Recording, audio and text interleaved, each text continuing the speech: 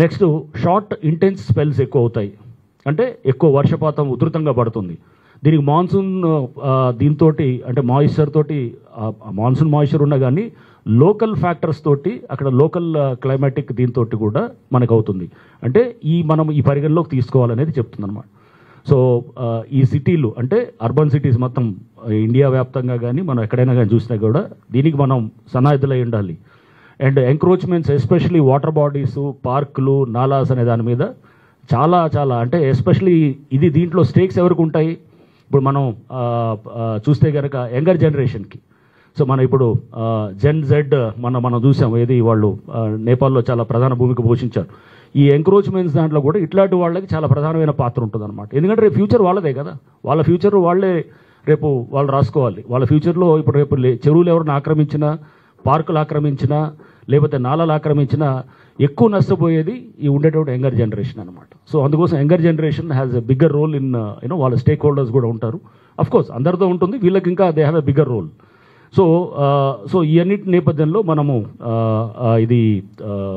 ఈ disaster management కూడా చూడాలి. అండ్ మనం డేటా కూడా మేము ఇచ్చాము, మీ అందరు కూడా ఈ కాపీస్ కూడా ఇచ్చుంటారు బహుశా.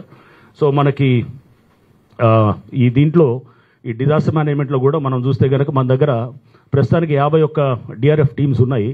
సో దీన్ని త్వరలో అంటే దాన్ని యాక్చువల్గా 72 టీమ్స్కి త్వరలో పెంచడానికి గవర్నమెంట్కి ప్రతిపాదనలు కూడా పంపిస్తాము. ఎందుకంటే యాక్చువల్ ఒరిజినల్గా మన క్యాబినెట్ అప్రూవల్ ఇచ్చింది 72కి, బట్ అప్పుడు ఇనీషియల్గా మనం 51 దానికి చేసాము. సో దాన్ని 72కి చేయడానికి కూడా గవర్నమెంట్ ప్రతిపాదనలు పంపుతాం. మనం వీ హ్యావ్ ఇంకా వేరే 150 మాన్సూన్ ఎమర్జెన్సీ టీమ్స్ కూడా ఉన్నాయి. So monsoon emergency teams and ఈ 51కి ఇంకొక 21 యాడ్ అవుతాయి కనుక 72 ఇది అవుతాయి మనకి. ఎందుకంటే ఇది సిటీ కోర్ సిటీలో మనం ఎక్కువ కాన్సన్ట్రేట్ చేయాల్సిన అవసరం కూడా మనకు ఉంటుందన్నమాట. అండ్ ఇది కాకుండా స్టాటిక్ టీమ్స్ కూడా ఉన్నాయి మనకి, 240 స్టాటిక్ వాటర్ లాగింగ్ పాయింట్స్ కూడా. అండ్ ఇదే కాకుండా మనం ఈ కోఆర్డినేట్ విత్ ఇతర ఏజెన్సీస్, మీ అందరికీ తెలుసు మనకి ఇది రకరకాల ఏజెన్సీస్ లైక్ ఐఎండి, ఎన్ఆర్ఎస్సి, అట్లనే టీజీ, డిపిఎస్, ఇట్లా అందరితో కూడా మనం కోఆర్డినేట్ చేస్తున్నాం.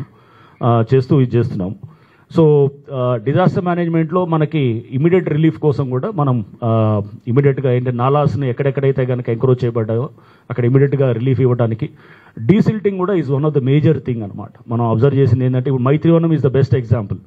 మైత్రివనంలో చూస్తే కనుక దాదాపు మోర్ దెన్ అక్కడ మనం 20 ట్రక్కుల పైన సిల్ట్ అక్కడ తీయటం జరిగిందనమాట. సో జస్ట్ ఆ మైత్రివనం మీరు ఇంతకుముందు విపరీతంగా వాటర్ లాగింగ్ అయ్యేది. ఇప్పుడు ఎప్పుడైతే కనుక అక్కడ మన డిఆర్ఎఫ్ నుంచి అట్లానే మన డిజాస్టర్ మేనేజ్మెంట్